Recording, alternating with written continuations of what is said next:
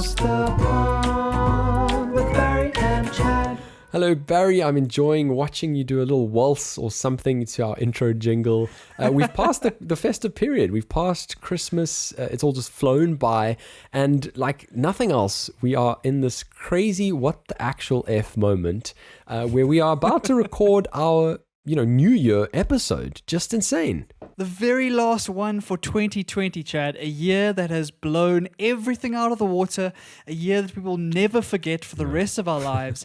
And something that's just been filled with absolute chaos every single day of 2020, Chad. I, for one, am glad that it's almost over, but I'm not glad it's the final episode of the year. It feels a bit nostalgic, Chad. Yeah, it kind of does. You're right. I'm glad that this year is done, although, it's not necessarily a guarantee that next year is going to be a whole lot better. But what we are going to do, Barry, is we're going to kick off this episode looking back on how actually crazy this year was, looking back on some of the biggest things that we have spoken about over these last 12 months. Just insane.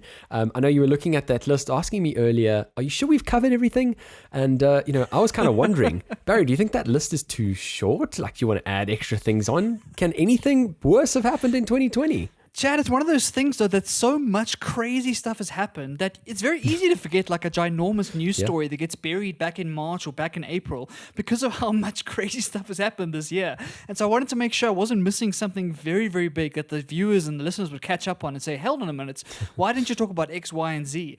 So we have a packed list of what happened in the year that was, and it's very important to look back and kind of reminisce, Chad, for the good, the bad, and the ugly of 2020. Absolutely. And if you've never tuned into our kind of New Year episode, I know we've only done one before, but let's say you're new to the podcast, definitely stick around as well towards the kind of middle, towards the end. We're going to be talking about our goals, our 2020 goals, which are going to be very interesting because obviously a lot of those goals were not possible this year, as well as looking a bit ahead, Barry, and trying to be a bit optimistic about what we're going to do next year as well. Definitely. The first half of the episode is very much looking backwards, Chad, and the second half is going to be looking a little bit forwards and kind of thinking about what happened this year in our personal lives and how we're going to take it forward. And hopefully for you guys, it gives you lots of ideas for what 2021 is going to bring and give you that time to kind of reflect on what's happened in the past 12 months. Yeah, absolutely. So important. And welcome to Across the Pond. The week that was. It's the week that was, Barry, but it's not really. It's the year that was. We just don't have a jingle recorded yet for that. I guess we're going to have to get one of those down as well in our, show pack.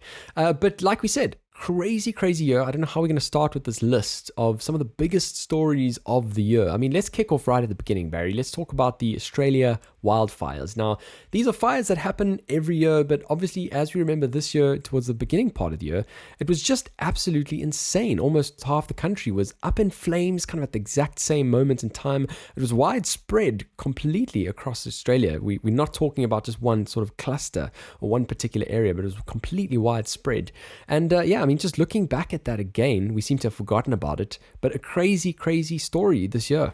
Absolutely devastating, Chad. One of the worst fire, I think probably the worst fire in history in Australia. And like you said, it happens every year, but not at this scale. If you think back, I think it was about 1 million hectares of land that was destroyed. Hundreds of thousands of animals displaced. People lost their homes. People lost lots and lots of buildings and whatnot. And there were serious worries about those fires continuing for months and months and months. The firefighters in Australia couldn't keep up. They were flying people in from all across the world. People were sending foreign aid, like money and kind of donations and assistance wherever they could. It was this ginormous story, but like you say, because it happened in the beginning of the year and we didn't know what was coming after it, it kind of gets buried in the annals of 2020, which is bizarre because of how big a thing it was. Yeah, absolutely bizarre. We're talking about all the animal species that were almost wiped out completely as well, and like you say, a lot of big names around the world kind of rallying behind getting some money out to get it under control, and it seems like they were able to do that, thank goodness, because those fires were certainly very concerning. I mean, the next big thing, Barry, and this is not exactly this year, but we're talking about, is it 5 years now or something like that? We're talking about Brexit. And Brexit actually happened this year. Obviously, we know, Barry, this was Boris Johnson's mandate, for the Conservative Party when they did get voted in, get Brexit done. And for all of the critics out there, he's done just that. He really has, Chad, but it really shouldn't have been a story we're bringing up in 2020. Like you said, this has been going on for a long, long time. It's one of the very first stories we were looking at right at the beginning of the podcast. And in our first few episodes, we were talking about how it's pretty much done. It's pretty much a done deal and it's ready to go. And we were so wrong about that. It took months and months and months and months going back and forth with the EU, trying to figure out what is the right deal, what works for everybody, trying to find a win-win. And as of a couple of weeks ago, like it's finally got to a stage where it's signed pretty much. And so now we get to see exactly what's going to happen going forward. But really, really big political news. It kind of sparked a lot of debate around things like the EU, things like these multinational states, things about globalism. All of these topics came out because of this Brexit thing. And of course, this idea of this populist movement we've seen with Trump and with Boris and with a lot of countries around the world. And I think it's going to be a story we're going to look back on in a couple of years and like hopefully assess what was the damage, what were the good parts, what were the bad parts, was it worth it, etc., etc. But the fact that it's finally done, Chad, means that hopefully this is the last year we'll be talking about it. Yeah, absolutely. And I guess we haven't actually even unpacked it yet, Barry, because it happened on Christmas. It was Boris's kind of Christmas gift. And, you know, we honestly were approaching the end of the deadline, 31st of December, end of the deadline. And they managed to get this deal, just scrape it right through, right in time. I believe it's going to be about a 2,000-page document where people are going to be obviously running through the text and looking at all of the fine print.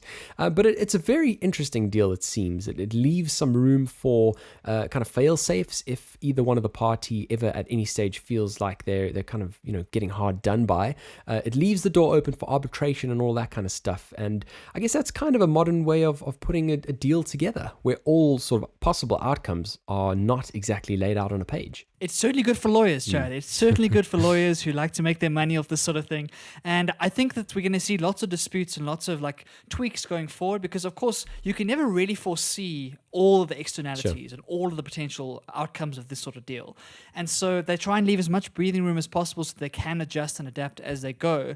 But it's going to take a long time to see the actual like things in place and implement it and see what happens to the economies, both on the EU side and the UK side, and see if it actually works. And if it works, then hopefully you won't need any of that breathing room. But it's nice to know that it's there. In the back of your mind, it's nice to know that there is something to kind of hold on to if things do go pear-shaped. Absolutely. Well, we'll certainly have to see.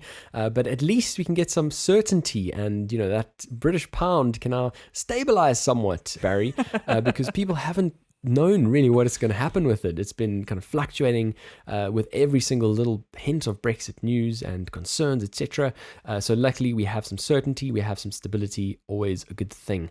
Now the next key topic, I mean the only key topic to the year, the one that defined the year ultimately, is this crazy thing called COVID-19, this pandemic that clearly changed. I see you a little bit confused there, Barry. I must have missed it, Chad. What's COVID-19? What? I must have been away when that story came out. Maybe I missed that week's episode. What's COVID-19? If only, Barry. If only we were fast asleep during this whole period, woke up to the prospect of vaccines and just, you know, a world returning to a bit of normality. That would be wonderful. And I'd like to be taking whatever it is that you're clearly taking. Yes, I'm joking, of course, because unfortunately it was the biggest story of the year. Probably the biggest story of our lifetimes, Chad, if you think about it like that. And an absolutely chaotic global pandemic without a cure, without a vaccine, that spread across the world like wildfire, taking down millions of people. It really has been a really tough year because of this pandemic. It has disrupted everything from economies to families to healthcare systems to the way we think about moving across countries, to travel, to transport. Everything has been affected by this pandemic, and we're going to be feeling the effects of this for years and years and years to come. And so I know for this whole year, Chad, almost every episode of ours has had some sort of update, had some sort of talking about the story, but it's been so big we had to cover it every single week, right? Yeah, of course, we definitely did. And you know, I know a lot of people kind of want to zone out and tune out, and that's cool. I don't think we were extensively it's not the only thing we were covering, Barry. We were not a news source, but we certainly wanted to kind of unpack some things that I think we wanted to talk about. Things that, you know, you and me and our generation have never had to deal with. Our personal experiences on it, our perceptions, our kind of feelings about all of this stuff, which I think does contribute to some wonderful conversation. So anyway, hopefully that is, going to kind of fade out a little bit when we have some vaccines. I really, really do hope so. But let me not be too optimistic. Some of the other crazy stuff that happened this year, Barry, we were at the beginning of the year worried about whether we were going to have a World War III happening, where we had, US drone strikes on Iran. We had France and Britain kind of teaming up with the US as well.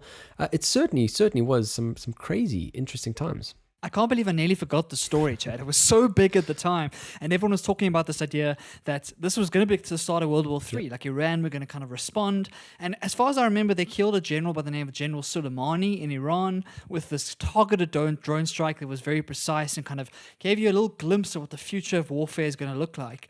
And a lot of people were very worried about this. A lot of people thought Iran are going to strike back and it's going to be the start of this ginormous cross-Atlantic war. Thank goodness it hasn't happened as yet. And things kind of calmed down, and Iran kind of stood back, and I think they realized they were underpowered. But it was certainly a glimpse at how quickly things can change. I remember when that story came out, and in the next couple of days, all everyone was talking about is when's it going to happen? When is the return strike going to come? When is the nuke going to be fired? And there were a lot of people really worried about where it was going to go. So I, for one, am very glad that it didn't happen and that things kind of calmed down. But it still was a crazy time, Chad. Definitely, Barry.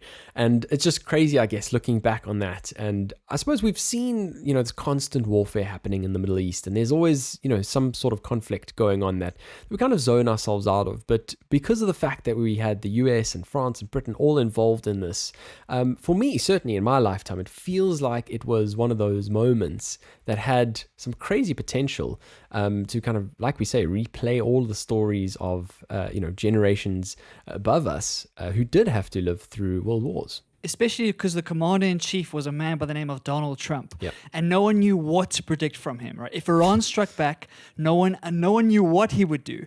And so I think if Obama was in place, it might have been a little bit less frantic.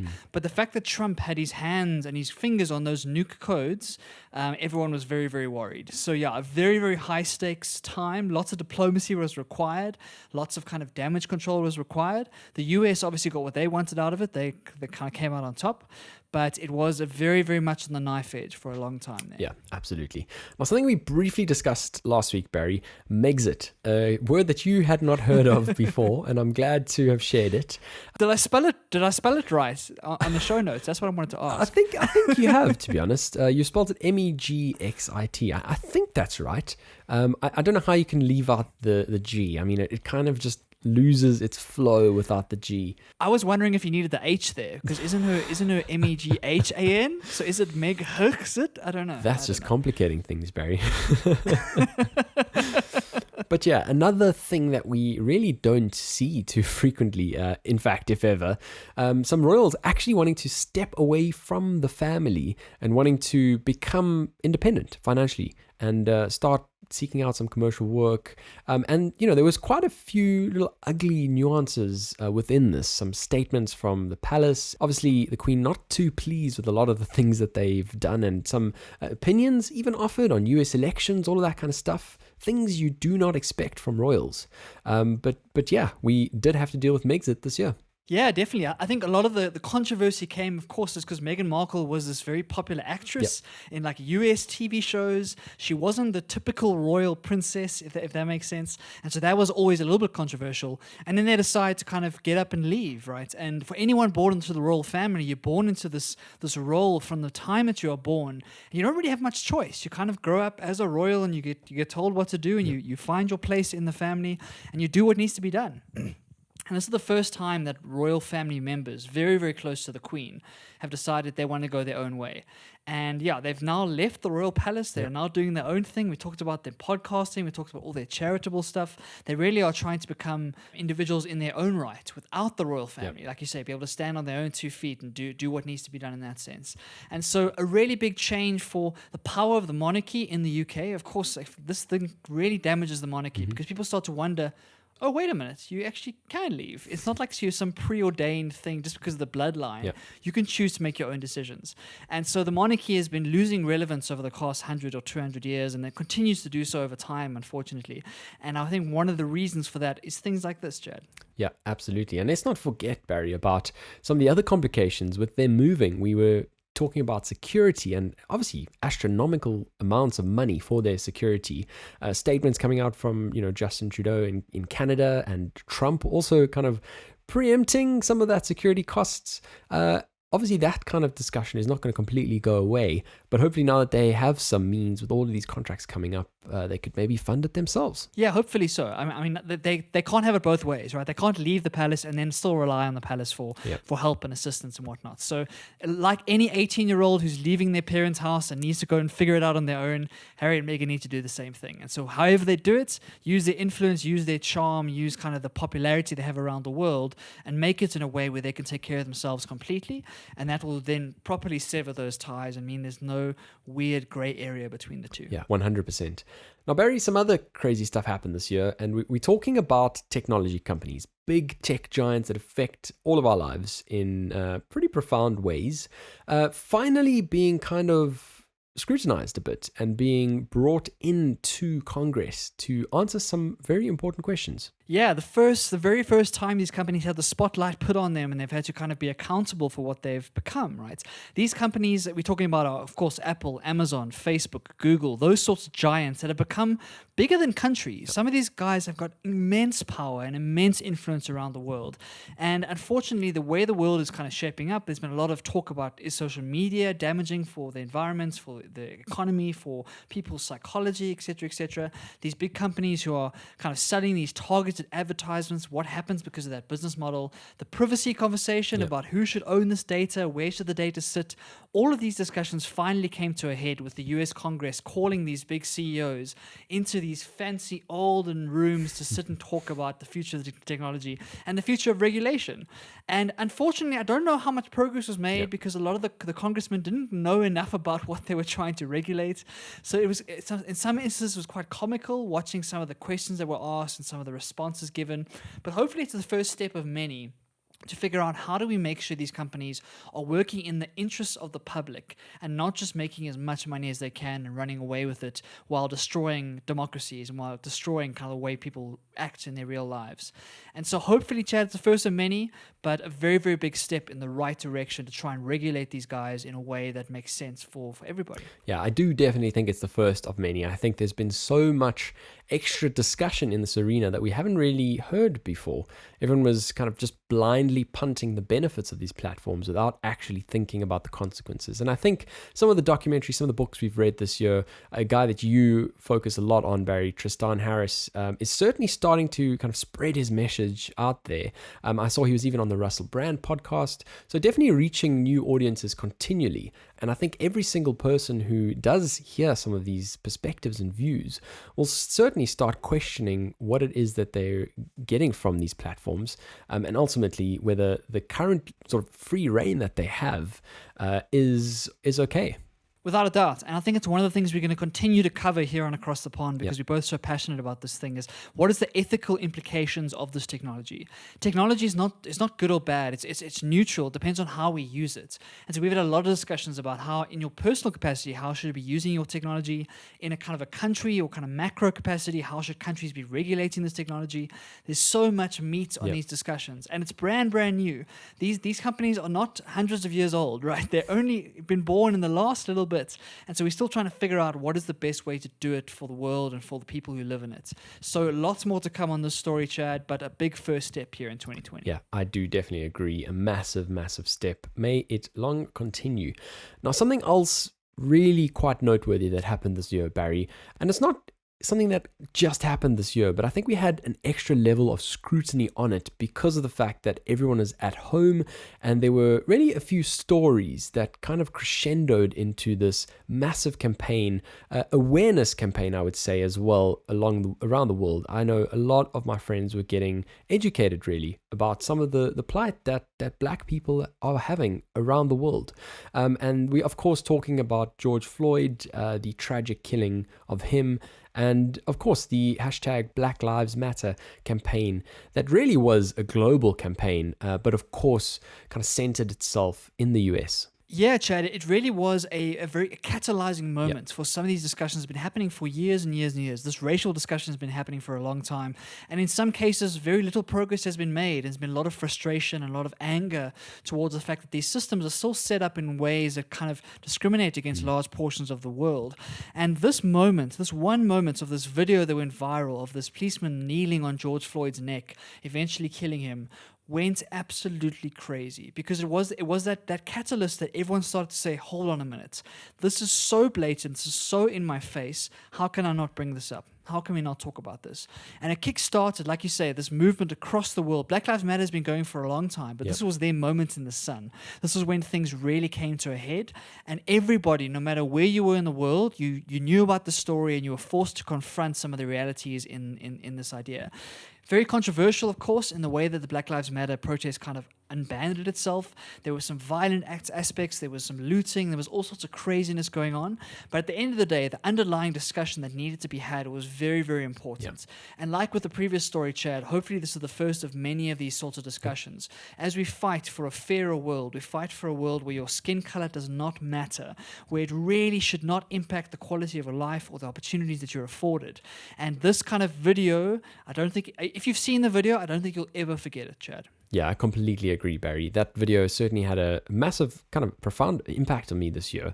And like you say, especially because all of us were at home and had this increased capacity to focus on this topic, which is really important. And I'm glad that it has made some progress.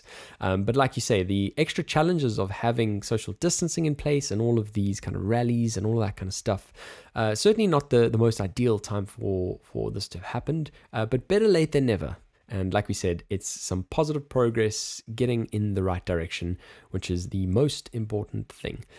Now, on the back of the kind of COVID-19 pandemic and the resulting effect on all of our lives, a lot of us were forced, the majority of us worldwide, were forced to work from home or work remotely. And this is something that has been seen as an absolute luxury for anyone who's been able to kind of get it in their workplace arrangement. I do know of friends who, before the pandemic, were able to work a couple of days from home, even 3 days, up to 3 days from home. And for those people, it was a luxury that they would kind of go around and kind of show off about, really. And fair enough. I was very envious of all of those people. But all of us were able now this year to try it out for ourselves. And what has been so interesting for me is the mixed kind of perspectives on it. I absolutely loved it. And I would be more than happy to have some form of recurring work from home flexibility in the future. And hopefully, I think a lot of companies are going to start putting those through as normal practices. But I know a lot of people who absolutely hated it, who felt cabin fever, who were not able to get that social human connection, and who some people were not as productive. Yeah, it's been a very polarizing kind of move, right? And it really accelerates where the world was going anyway. I feel like with technology and with communication and with the things like Zoom and Skype and Teams and all these pieces of technology, we were moving towards a world where you didn't have to be physically with the people you were working with. The technology had gotten so good that you could really sit and work the whole day interacting on message or on video calls or whatever the story is, getting the work done, but while wherever you want to live. So you didn't have to stay with those people. And that was kind of coming down the pipe, and we were saying, oh, in the next couple of decades, and then the pandemic hits, and all of a sudden everyone was thrust into that world. And like you say, learning to deal with the new distractions, with the new way of work, with hours and hours of Zoom meetings that left people fatigued and tired, with the chaos that came with, do I have to always be available with my boss emailing me at 11 p.m. on a Friday night, etc., etc. There's been so much that's come out of this work from home type idea. And like you say, some people love it, some people hate it. And I think it's going to be here to stay, to be honest, for certain companies. And so it's going to be something we continue to talk about. How do you remain productive while you're working from home, where Netflix is just a few steps away and the fridge is just a few steps away, right? And you got to try and keep yourself self-disciplined and motivated, because you don't have a boss breathing down your neck. So yeah, good good and bad. I, for one, really loved it, but I've been doing it for a while, so it wasn't that much of a change for me. But for people in offices, this was a ginormous shift and one of the biggest kind of talking points of this pandemic. Yeah, absolutely. I mean, I just saw so many positives that came out from it, Barry. I've got a long list that I don't want to bore you with. Obviously, I'm an advocate for this. But yeah, that was certainly something really interesting that happened this year that we had no idea was going to. The next thing is in this realm of social media, one that I think some commentators were talking about last year, at the end of last year. I'm talking about Gary Vee, who was really saying that this is going to be the next one. And he was saying this last year. And it actually happened. TikTok has become this crazy phenomenon, potentially being banned in the US. It's potentially got code that tries to steal private information, etc., etc. So many discussion points this year coming out from the rise of TikTok. TikTok. Who would have thought that this app for dancing and kind of these silly memes and whatnot would become this global powerhouse that rivaled the big guns? If you looked at the big guns a couple of years ago and you saw Facebook and Twitter and Snapchat and YouTube and all of these big players, it was hard to see where a new social media platform was going to pop up and have any sort of impact. And TikTok has become the fastest growing social media platform ever, getting to hundreds of millions of users in no time at all. And of course, the controversy being because it came out of China. It's a Chinese app, Chinese data, all of that stuff, and that's where all the US kind of chaos started. But you cannot deny its impact on culture, especially on the lower ages from like 18 and down. It's been absolutely transformational in that sense, and it feels like it's a Facebook killer. It's a potential Facebook killer going forward. So lots to come on the TikTok front. I tried a couple myself, Chad, eventually deleted the app because it was way too addictive, but I can understand how people can spend hours and hours and hours on that app. Really, really interesting to see. Absolutely fascinating. I still haven't downloaded the app, Barry. I'm so glad I've not got involved in it, to be honest. I mean, yes, I might be missing out on loads of enjoyable content, but like you say, I think it is and can be very addictive.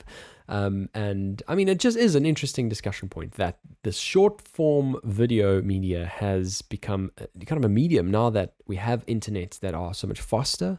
Facebook, wasn't a place to upload video, Barry, because the kind of internet speeds that you had on the go were just not there. I mean, I think about the mobile versions of Facebook way back in the day. You had this like image shrinking algorithm and all of these, particular things just to try and save data. And here we go. We are now in the age of short form video because of the fact that we've got this extra bandwidth and extra speed and capability, which I think was a big factor. Yeah, definitely. I mean, these TikToks are now made on the go, like you say, in no time. It's given people editing skills they never had before to chop and change pieces of video, to put effects on, to make it slower, make it faster, add songs, add music. It really has become a video production studio in your pocket. And that's what TikTok is really amazing at. It gives anybody the chance to make really well put together videos that, like you say, can be shared and very, very easily consumed by millions of people in no time. So an absolute game changer, and a big shout out to my famous, my favorite TikToker, my mate Rohit, who managed his 100 days without fizzy drinks. Big shout out to you, my man. You made me laugh so many times this year. Oh, yeah, absolutely. And thank you, Barry, for forwarding me his progress videos, because there was just such a kind of wonderful thing in observing this really, really noble quest to avoid fizzy drinks, and to share that kind of progress in these short little clips was just so enjoyable. Now, Barry, we have to talk about something else we never knew or thought would happen this year. And that is after Trump's impeachment, after the way he handled COVID, after Black Lives Matter, after everything, there was this rally where voters turned out in unprecedented numbers for the election to cast their ballot. And ultimately, we have a new president in the White House. We got rid of Trump, Chad. We got rid of Trump. What an exciting moment for the whole world, I think, but especially for America, who was really feeling the chaos of this man that they'd installed as their leader. And it's kind of crazy to think that he was the president for 4 years, but for a long time before the pandemic hit, it looked like he was going to get another 4 years. It didn't look like there was going to be anyone that could kind of take him on. And I think the pandemic really was the final nail in his coffin, and Joe Biden came up and kind of tried to be the voice of the people, almost one of those figures where we didn't like him that much anyway, but he was just better than Trump. Yeah. And so we'll go with him to get Trump out of office. And of course, a very controversial election because of the pandemic itself. So this whole debate between in-person voting and mail-in voting, and the fact that we had to wait 3 or 4 days for the results, the fact that Trump still hasn't conceded the election and is still fighting it in courts. It's one of the craziest elections I've ever seen. And for the day of the election, when shops were like kind of barring their windows and kind of closing up their stores because they were worried about looting, that tells you all you need to know about a very controversial US election. Absolutely. Nothing more to add, Barry. I think you covered it perfectly from top to bottom. Now let's have some fun. We've discussed what's happened this past year. We are ready now. Now that we've covered it, we've ticked it all off. We're ready to forget about it, Barry. Although there's some fun things that we did this year too. Stuff I found interesting. Some fun stuff we did, Barry, and that is our 2020 awards. Why don't you kick us off? Oh, Chad, this is one of my favorite parts of the podcast every single year is when we try and narrow down our favorite pieces of art from all the various categories, and we kind of give them what did we discover in 2020? Because I know I always cheat and I bring up stuff that isn't actually from 2020. So it's what did we discover in 2020 that really kind of brought our attention, really won us over and really made us think, wow, this is amazing. And so we're going to start, Chad, with our favorite movie of 2020. Now, for all of us stuck at home, we've watched a lot of movies. We've had Netflix on a lot. And so it's very, very difficult to pick a favorite here. For me, Chad, my favorite movie for 2020, at least I discovered in 2020, is the film Parasite, this amazing South Korean film that won the Oscar in 2019 for Best Picture. And it's this incredible allegory of this idea of inequality playing out in the same house. Completely unpredictable, completely strange, and set in a very non-Hollywood way. I gave it an absolute 10 out of 10, Chad. It was my favorite movie of the year. Unbelievable stuff, and I'm very happy to give my award for that. Some honorable mentions on my side. The Trial of the Chicago 7 was fantastic, and then I watched a Christmas movie which I really enjoyed called A California Christmas, and I just had to slide that one in there. Oh, that's interesting. Interesting to see a Christmas movie made its way in there. I mean, they're typically cheesy at best, but I'm going to have to go and watch that one. If only you could have told me about it a few days ago, Barry, that would have been good. Nevertheless, I remember how much the Parasite, how it had an effect on you, and I still haven't seen it myself. In 2020, I did watch a lot of movies, but if we're all honest with ourselves, we weren't able really to watch any new stuff. That said, I did watch one of the Lord of the Rings. I watched, I think, 5 or 6 of the Star Warses. And Barry, to your dismay, none of those are on my list of favorite movie of the year. So sad, so sad. But what is on my favorite list, and is something that when looking at the trailer, I really didn't think it would be here. But Guy Ritchie's The Gentleman, which is filmed in London. And to be honest, I just loved the movie. Some wonderful action scenes, a great story that pulls you back and forth in the timeline, Barry, in sequence of events, and really gets you thinking and keeps your kind of intrigue up. And at the same time, I found it was really nice and humorous too. So that has to be my favorite movie of 2020. That sounds fascinating, Chad. I'm going to have to add that to my list and go and check it out. So those are our favorite movies for 2020. If you're listening right now, drop us a comment. Let us know what your favorite movie of the year was. We'd love to find out. The next segment or the next award we're giving out is the favorite documentary of 2020. And for me, Chad, this was an easy choice, a documentary that really moved me. A 7-part series, docuseries by the one and only Mr. David Attenborough called 7 Worlds, 1 Planet. It was an amazing piece of documentary filmmaking, some incredible footage that really blew me away, and I was enraptured by every single moment. So that was my favorite of the year. Some honorable mentions on my side: AlphaGo, an amazing documentary about AI and about the way that an AI system beat the game of Go for the first time. Tiger King, that incredible, infamous Netflix documentary about this crazy situation over in the US. And then My Octopus Teacher, which we chatted about a couple weeks ago. This amazing film about this man's relationship with an octopus. There's a lot there that I still need to catch up on, Barry, one of these days. I still haven't watched 7 Worlds, 1 Planet, haven't watched AlphaGo or The Tiger King, but of course, My Octopus Teacher, definitely noteworthy. I mean, my choice was a bit tricky. I kind of thought back on all the stuff that I've watched. I'm still kind of working my way through, The Last Dance, Michael Jordan, which I am enjoying.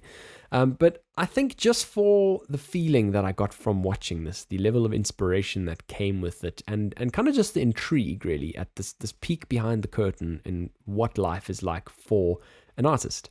I thoroughly enjoyed Shawn Mendes's documentary In Wonder.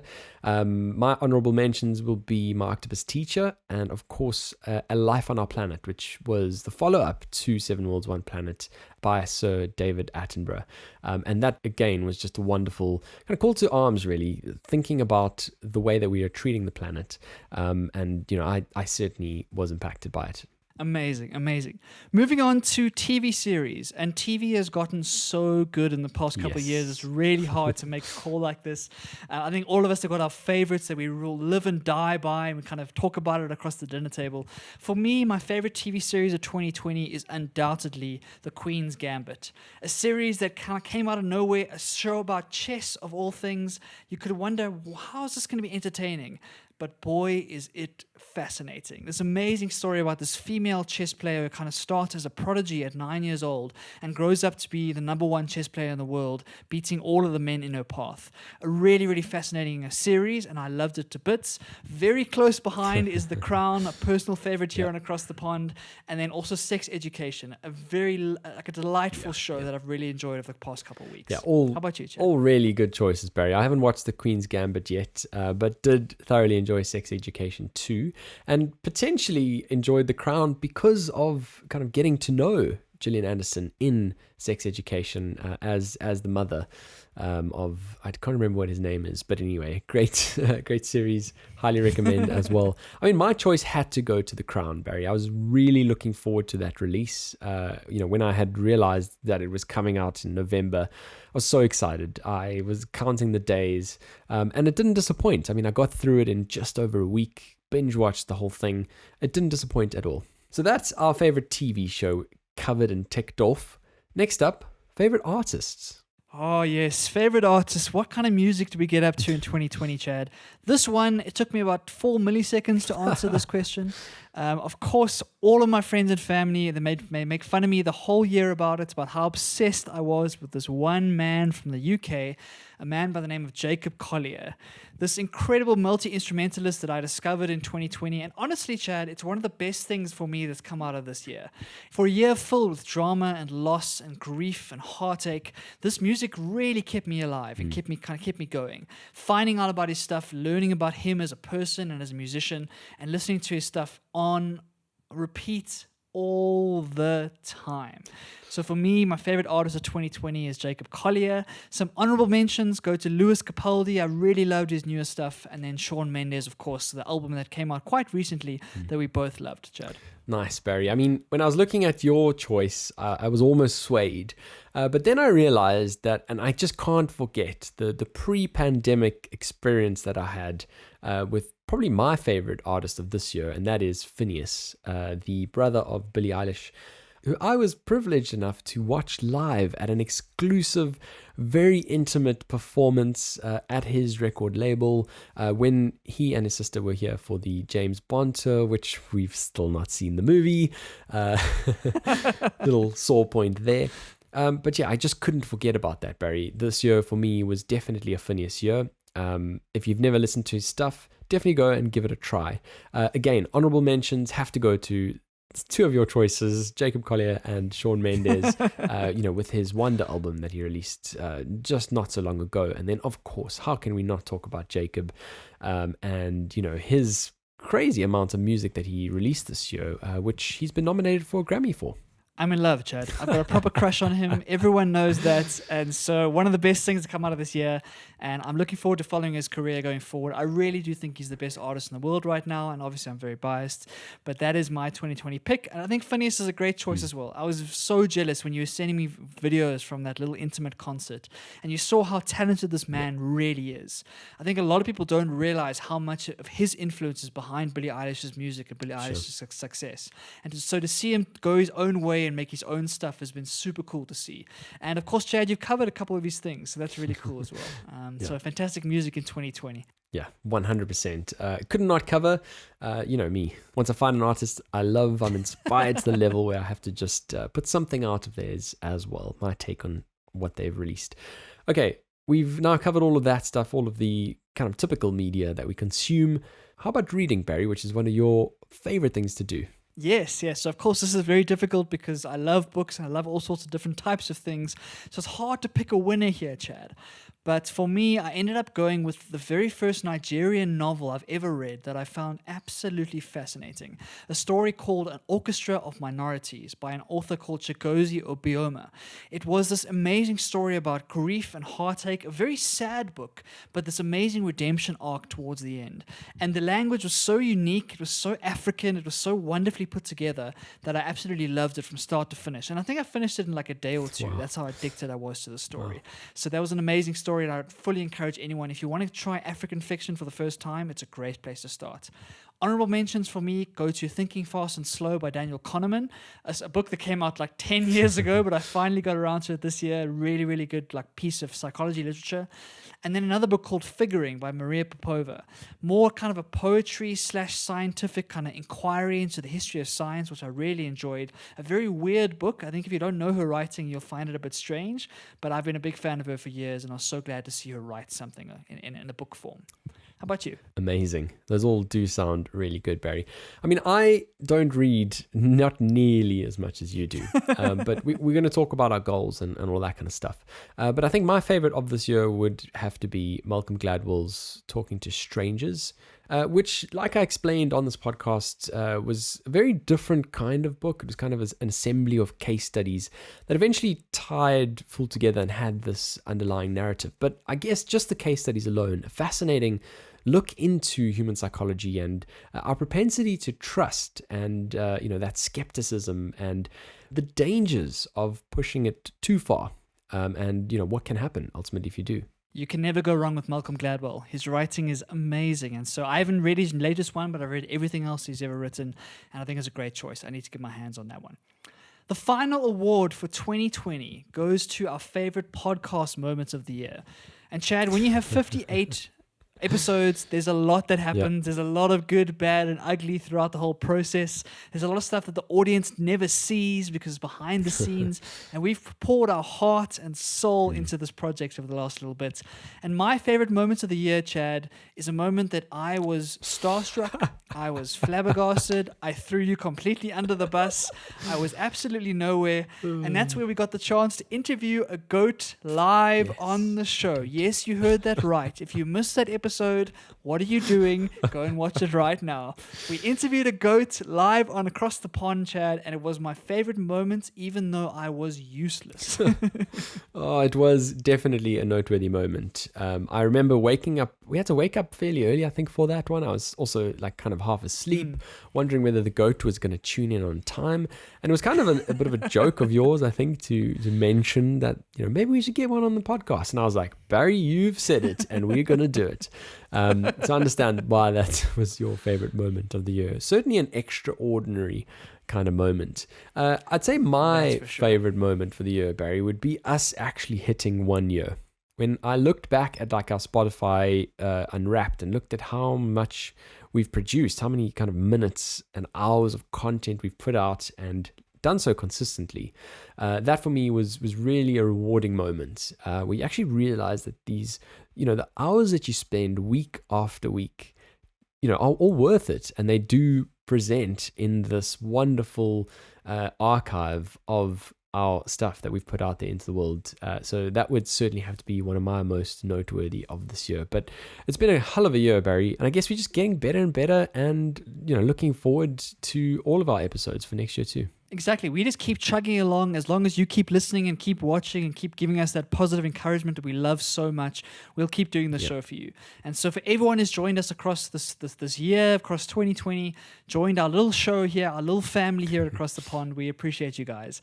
And I've loved every second of it. Yeah, as well. Barry, let's then talk about our goals. Develop and grow.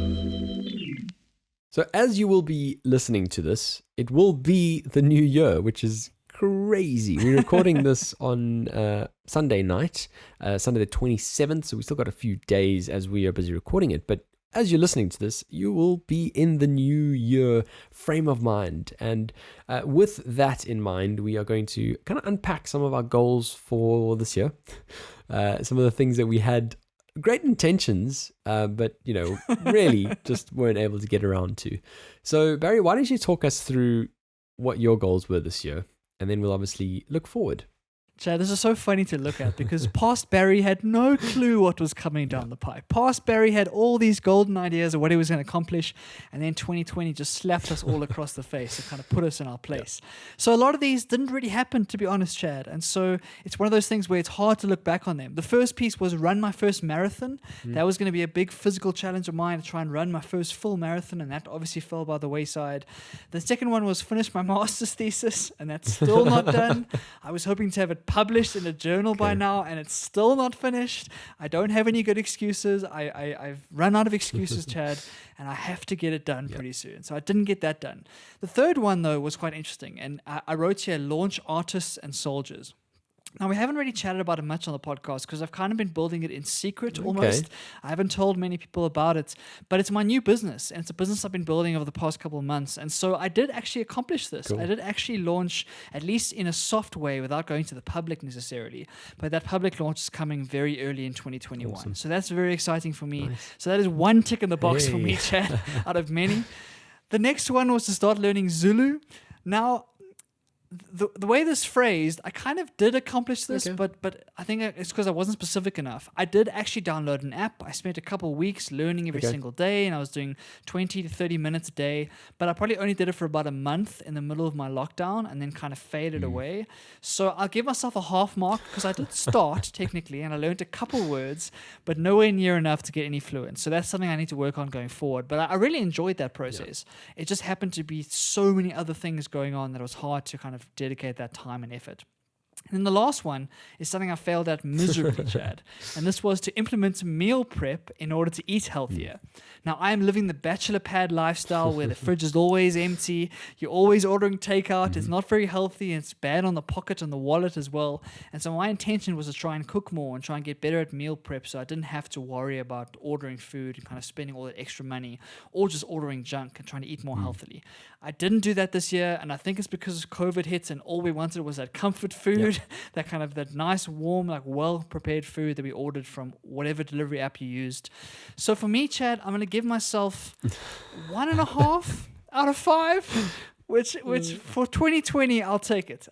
Yeah, I think that's still good going, Barry. I mean, let's be honest with ourselves. You couldn't do the first marathon because races and social distancing, a new phenomenon we had no idea about.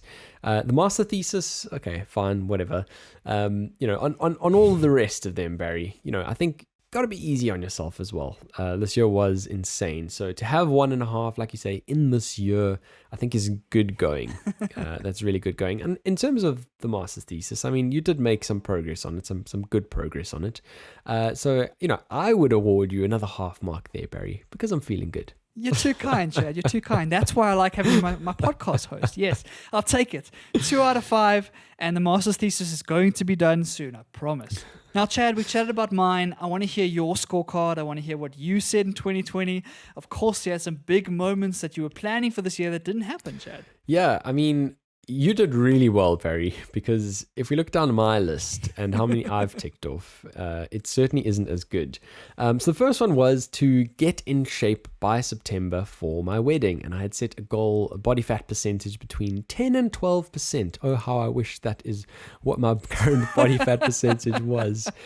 Because no, my wedding got postponed to next year. And ultimately, I picked up weight during lockdown. So the opposite of that ended up happening. The second one was to be present on my wedding day, to actually take it all in. And like I said, wedding was postponed, so didn't get to tick that one off. Next one was to complete an Ironman 70.3 in under 7 hours. I was supposed to do an Ironman 70.3 in Marbella in April, and that got postponed. That got moved to next year, Barry. So I wasn't able to attempt that either. The next one was to keep the podcast going strong throughout the year. And that one is one big, heavy tick. So I will take that at least. At least I got one there. The next is to read at least one book per month, which I have failed dismally at. But that said, I have read probably more than I've read any other year. And that's because there was a goal here. I was, in the back of my mind, I was thinking about this number 12 and at least inching one closer. So certainly read a lot more than I have read before. I think I managed to finish about 5 or 6 books. I think I'm busy on my 6th now. I managed to finish 5 within the year, which is, like I said, probably the most I've ever read before. So I'll take that as a half mark, Barry, if I can push it that far.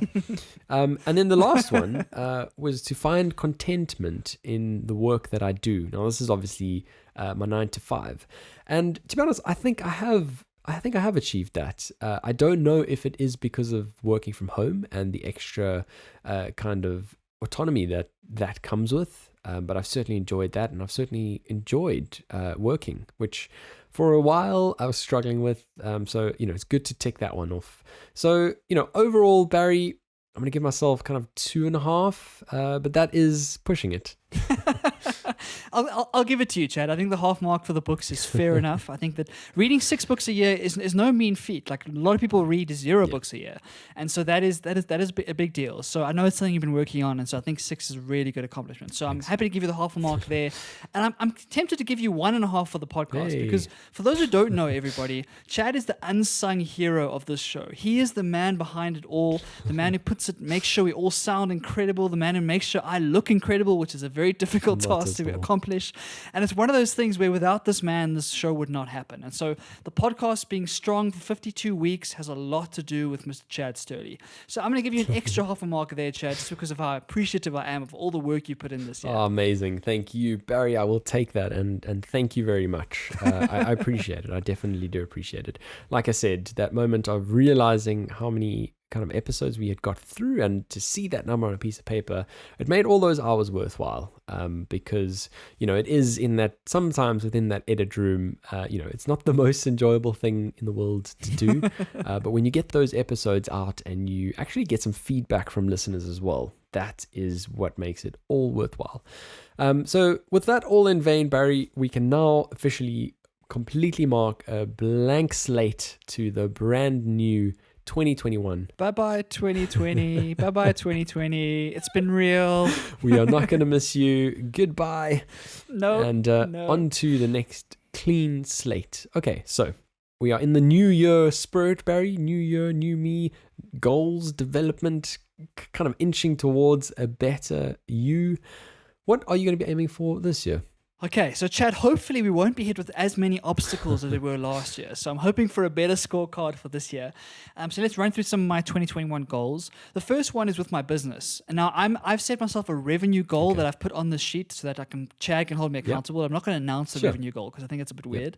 But there's a revenue goal I've set for my business for this year. I'm very excited to grow it out, and I will be talking about it more across the pond as it starts to become more public. But I found a lot of success in the last couple of months, and it's going to be something I'm really putting a lot of focus into going forward. My goal is to hit this revenue figure for the year, and so what I hope to do is every single month look at what the monthly proportion of that total is and see whether I'm on track or not. And so I'll keep you up to date as things go along, but I can't share the number right here because it would be a bit strange. But that's the goal for the business, Chad. Barry, don't cut yourself short there. This is a net profit goal, not a revenue goal. This is true. This is true. A net profit goal. Luckily, my business is very low on overheads, and so my margin is fantastic. And so the net profit figure is hopefully going to be as high. So really looking forward to seeing if I can make that happen. The second one is one I'm carrying forward from last year. It's that healthy eating one again. I want to get better at cooking. For some reason, I am terrible at cooking, and I'm terrified by it, and I've never really put any effort into getting any better at it. So I would love to get a bit better at cooking, eat out less, rely less on restaurants and takeaways and that sort of thing, and try and cook as much as I can at home. Nice. So that's something I want to focus on in 2021. The next one, Chad, is what I'm calling posting and ghosting on social media. This idea that in December, I've kind of given up social media and found so much peace and so much happiness from not having those apps to scroll through whenever I'm bored. But I still love them to be able to share things that I'm working on, to be able to connect with friends and all that good stuff. So what I want to try and do is delete the apps from my phone and reinstall them every single time I want to post. So reinstall the app, post what I want to post, and then delete the app again and ghost and not be scrolling throughout the week. I don't know how it's going to go. It's a very ambitious goal for the year, but that's what I want to try and do and see if it improves my relationship with social media and if I can wring a couple more hours out of my weeks that I was spending scrolling through mindless stuff. The next piece is my creative output. So, Chad, me and you are both very active on Yes. lots of different platforms trying to create content wherever we can. And so, what I'm aiming for is 52 podcast episodes, one a week as per usual, 30 blog posts, like high quality articles I post on my personal sites, and then 20 YouTube videos. And that's the Nice. one that scares me the most, as you'll know, Chad.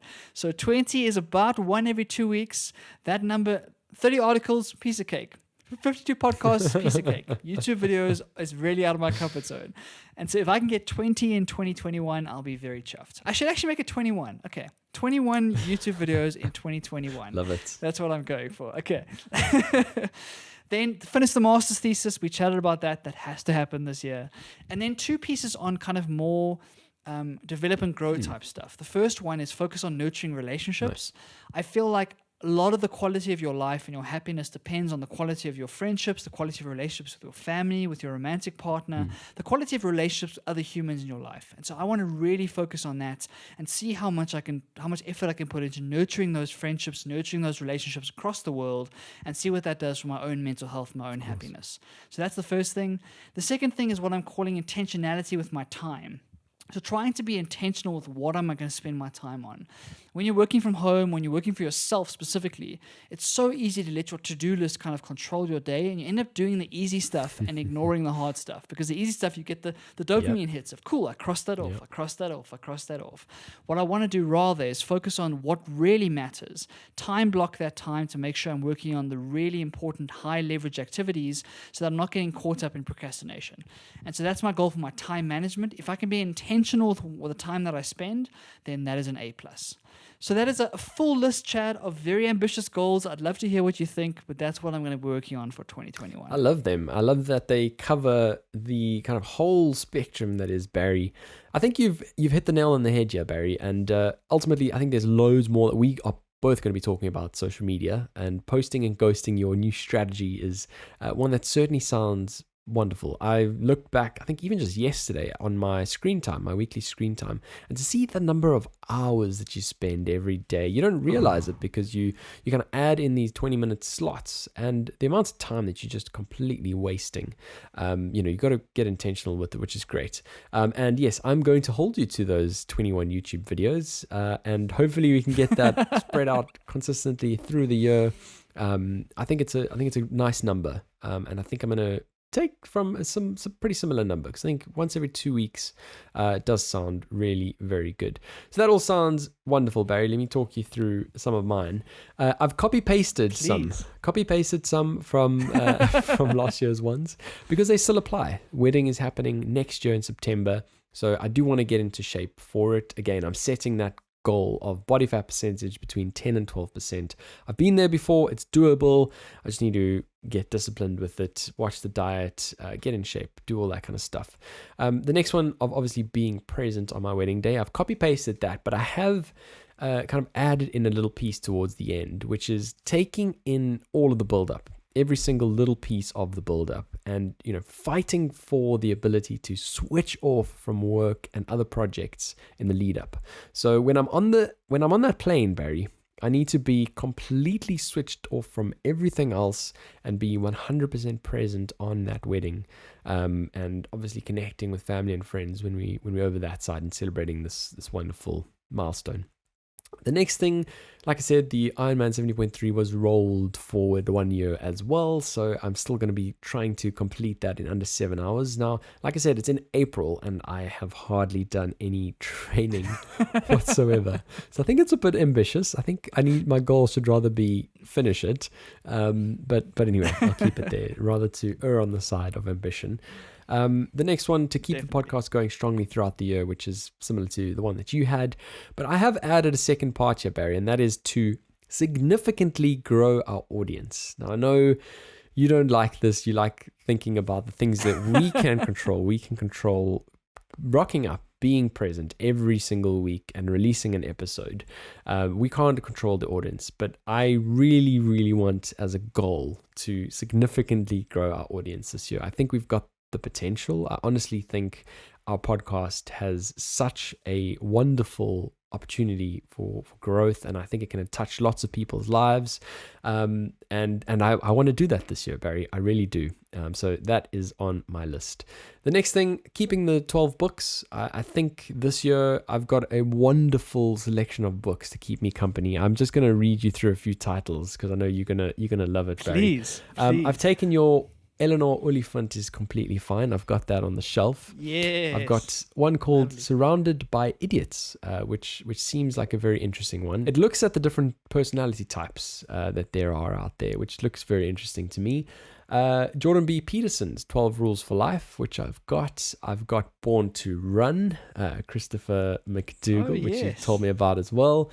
I've got James Smith, who's a personal trainer. He's released a sort of kind of life coachy type book. I've read his fitness and health book this year as well, so I kind of picked up that, and I've got a signed copy, which is not really anything to write home about. So yeah, Barry, I've got a good list of reading to keep me company. I'm busy with digital minimalism, which I'm really enjoying so far. So yeah, that. We're going to try and hit one a month as well. That is such a cool list, Chad. I'm almost jealous you get to read them for the first time and in a way that I can't, right? Because a lot of those books I've really enjoyed and really loved.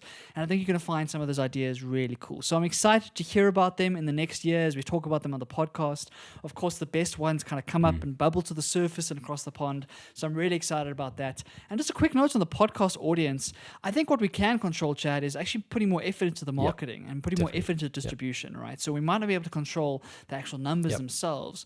But when we get caught up in the week-to-week schedule, it's hard to remember we need to look for new audience members and look for new ways to promote ourselves. And so that is certainly something we can definitely work on together, and I'm fully with you on there. Awesome. This podcast has got so much potential. Our super fans really love us, and so I'd love to grow that audience as best we can. Absolutely. And I'm thinking new guests, get some wonderful, interesting perspectives on the podcast too, which we can just reach out to people. Like I said, Barry, if you never ask, you never get. So that is our kind of mantra for this next year too. So I'm not done with my goals. I know it seems like a long list, but let me carry on. Similar to yours with social media, I'm thinking of becoming a bit more intentional with the technology in my life. What purpose does it serve, and is it worth taking up so much of my time? So it's about looking at each little piece of technology, wondering about how much enjoyment I get from it, and whether it kind of fits into my life strategy. And if it does, then all good. But just kind of try and cut out as much of the riffraff really as possible. I want to take more photos than ever before this year, Barry. I want to practice editing and start to slowly develop the style that we spoke about last week. And the only way to do that is to go out there, look at new perspectives, play around ultimately. Just always have the camera with me. Always just take as many photos as possible. So that is my goal for this year. Keep posting YouTube videos. Like I said, I'll kind of join with you on the number 21, which sounds good. And the last one on this list is something that's also pretty important to me, and that is getting back into music, like actually properly getting back into music. I've downloaded a piano app yesterday called Simply Piano, and I'm going to give it a go. It kind of integrates with my piano, and I think it's a good way to learn. And yeah, I mean, the goal is to hopefully get back to writing some of my own music. A few years ago, I did have some songs that I wrote and was really enjoying it.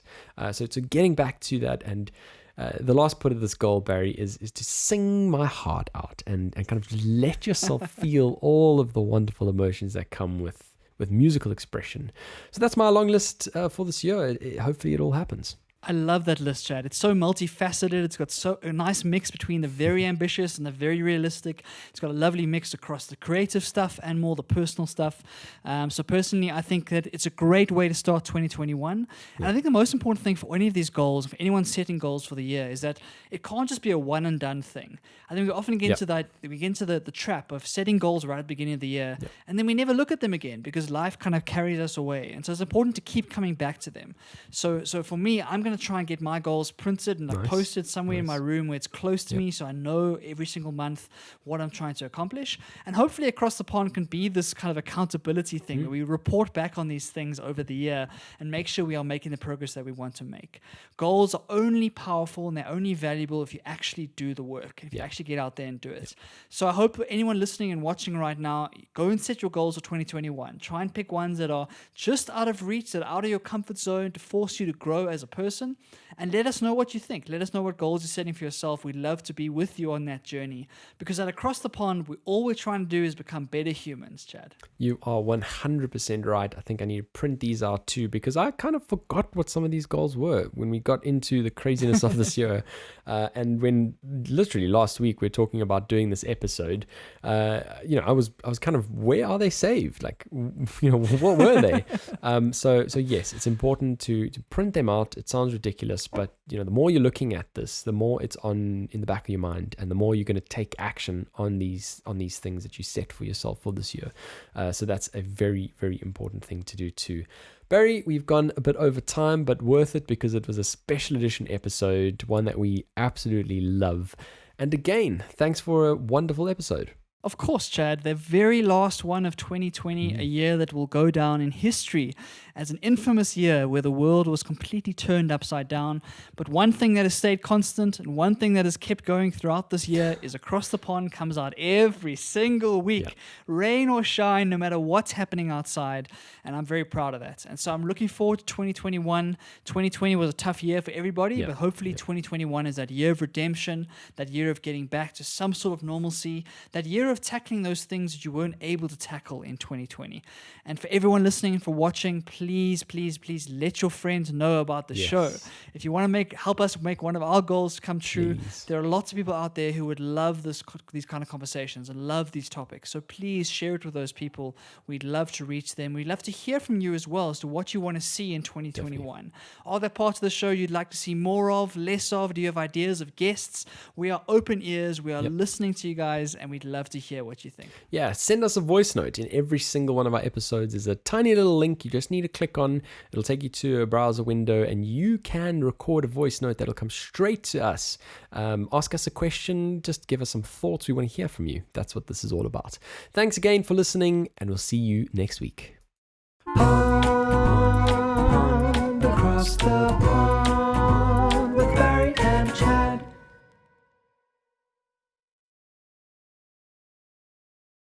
Unless you have a year that was jingle. Yeah, I don't know sure. about. Yeah, sure. I've got it handy. Christmas episode. Sorry, let me start again. How this year unfolded right from the very beginning in January right until I said, why am I telling them what the month of the year? Definitely the front help. Brexit actually happened this year. Brexit actually happened this year. Brexit actually happened this year. As we know, sorry, I saw the chocolate going there.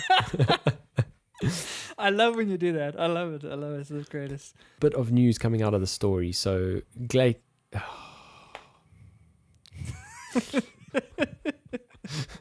I guess with all of the kind of attention, no, I'm failing, man. I don't know what's going on. You're not failing. Just take a breath. Take a shot of tequila. Oh yeah, sure. Let me grab one. Here it is. All of this. I remember when that first story. I remember when that. Speak slowly and clearly. You don't have to rush. We have all the time in the world. Okay. There's the absolutely ding, ding, ding. 5 already, ladies and gentlemen. You could say absolutely. Don't hold yourself back. But yeah, another crazy thing where I keep saying crazy. Do I not have any other words in my vocabulary? Oh, okay. So they're not some preordained, like very much kind of. What am I saying? Damn it. Absolutely, Barry. Yeah, absolutely. Yeah, absolutely. What we need a compilation video of every time you said absolutely in like rapid succession. Kind of she's like, let me start that again. But better late than never. And I don't know what else to say. That has to be my favorite movie of 2020. I was going to comment, but I haven't seen it. Okay. Am I frozen on your screen? Yes. You are. Why am I frozen? Okay. Hitting record. Your fire is nice and cozy in the background again.